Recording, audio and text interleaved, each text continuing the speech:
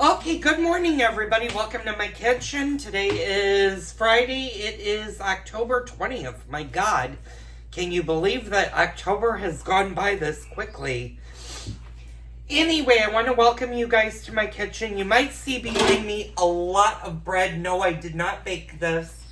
I volunteer at a food pantry fairly close to where I live.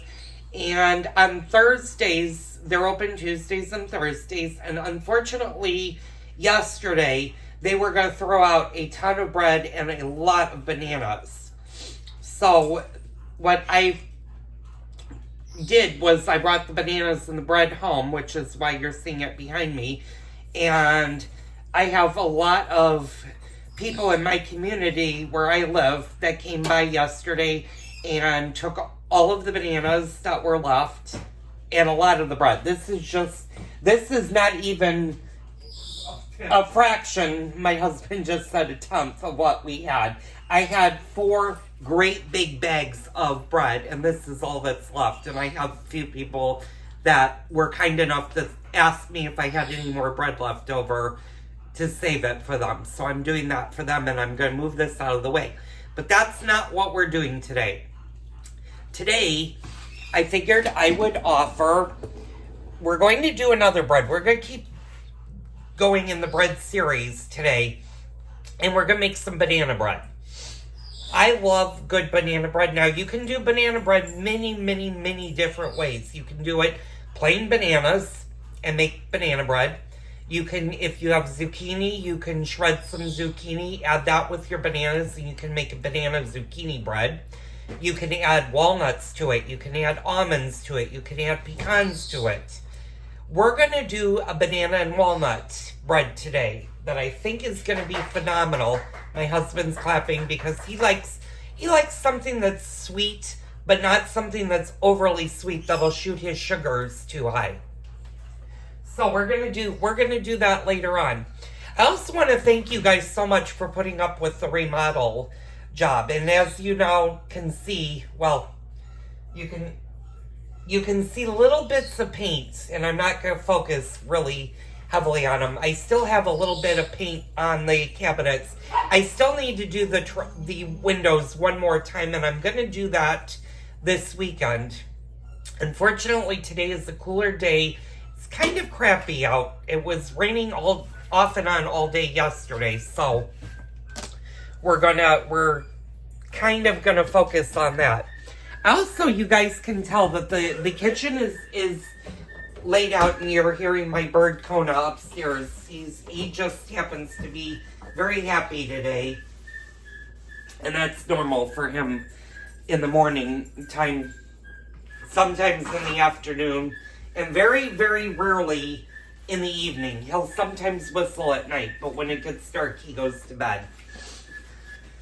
So, as I'm going to gather my ingredients, I just want to thank you guys for putting up with the rye bread and for the remodel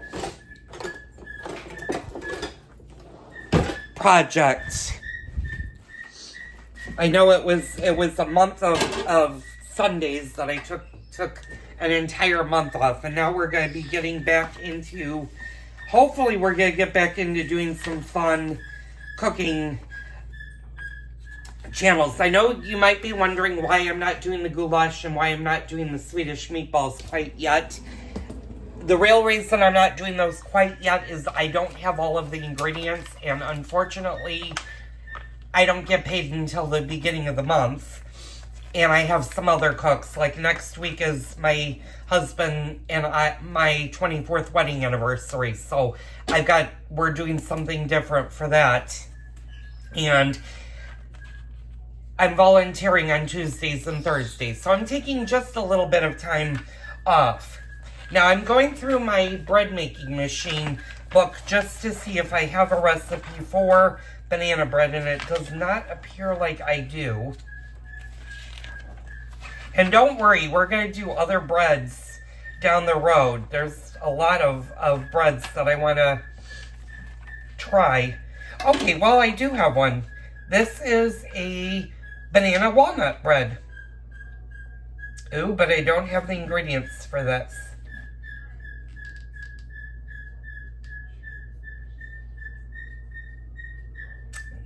Well, I have all but one ingredient, so we're not gonna actually use this book. We're gonna look at other recipes. So I'm gonna stop the video for a few minutes. I'm gonna go grab my cookbooks, which are now, like I said, they're now nicely in the hutch.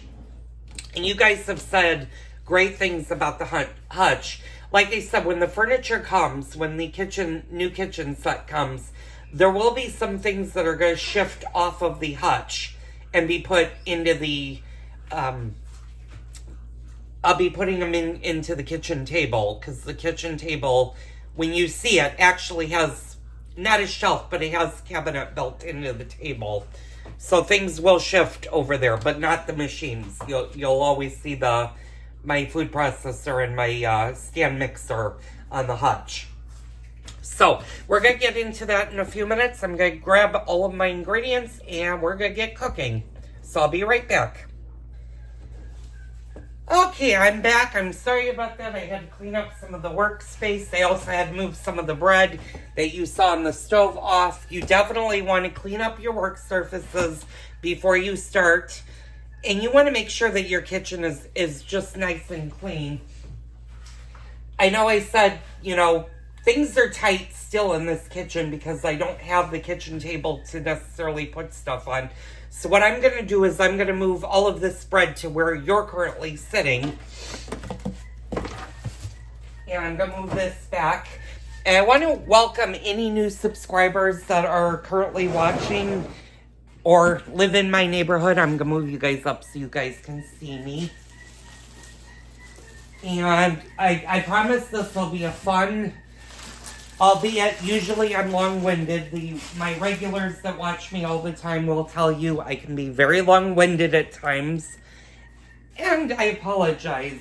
I'm going to go over a little bit of the what I do, how I cook. For you old-timers, you can skip forward of this because you guys all know me by now.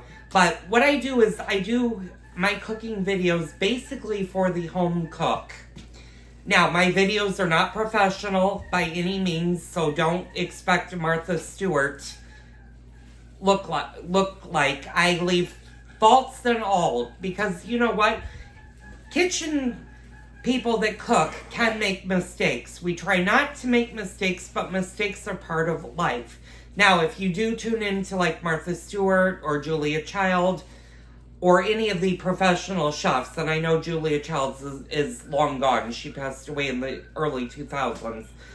But those chefs don't want you to see mistakes. Now, granted, Martha Stewart has been cooking for decades and has a professional cooking channel, but they don't want you to see their mistakes. They actually want you to see the final product in all of its glory. And they have professional editors because they have a lot of money that they can do that. But my goal is to show you, mistakes can happen. What happens if you make a mistake or you leave out an ingredient or you forget to do something? Will that ruin the recipe?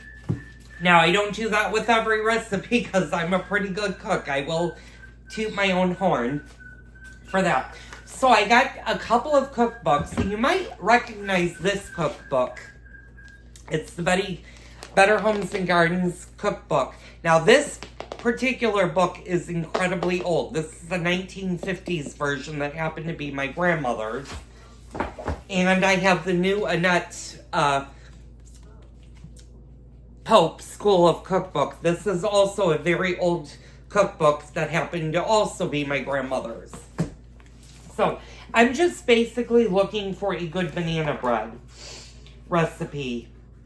And the one for the bread maker, unfortunately, calls for buttermilk. And I don't have any buttermilk in the house. So, I'm just going to look and see what we have. Banana bread, $4.83. So, we're going to start with the Annette School. And I said $4.83. $4.83. Okay, so for banana bread, it uses 2/3 cups of butter shortening, 1 1/3 cup of sifted granulated sugar, 2 whole medium eggs, 1 1/2 cups of mashed ripe bananas, 3/4 finely chopped walnuts or pecans, 3 cups of sifted all-purpose flour, 1/3 cup buttermilk, sour milk, or cream may be used, okay? Well, I have cream. I don't have sour milk. Okay, so let me look at the Better Homes and Gardens cookbook. We'll narrow it down. I'm sure one of my cookbooks will have something good to do with the bananas. And leave me a comment down below if you guys make banana bread or if you make banana... There's a lot of things. A lot of people are making banana pudding with the vanilla wafers. That's not something I particularly am fond of. I'll eat it once in a while, but that's not my go-to thing with bananas. And these bananas, unfortunately, it was a blessing that they were donated and then given to me, but they are ripe. So they need to be used right away. So I figure a good thing to do with bananas, especially if you get bananas that are very, very ripe, you can do one of two things with really, really ripe bananas. One, you can freeze them if you want to make banana bread later on. If you want to do smoothies in the morning, if you're making a smoothie drink, you can use the frozen bananas and make your smoothies for quite a while. Or you can make banana bread and freeze that. Banana bread does freeze beautifully in the freezer. So, and I apologize, you are hearing Kona. He's just on one of his tangents right now. Okay, banana breads. 71. Okay, so 71. Now I have to ask for your forgiveness because this book is starting to fall apart because it's been very, very long. Okay, this one uses shortening sugar, eggs, all-purpose flour, baking powder, soda, salt, ripe bananas, and walnuts. Okay, so we're going to use the Better Homes and Gardens cookbook. And if you have a newer version of the Better Homes and Gardens cookbook, I'm sure there's probably an even better or easier recipe, but we're going to use that. So I'm going to stop the video for a second. I'm also trying to upload a couple of videos right now, so this may be a start-stop video today. I'll be back in a bit. Let me go take care of my YouTube channel. I'm going to grab the ingredients and we'll get cooking.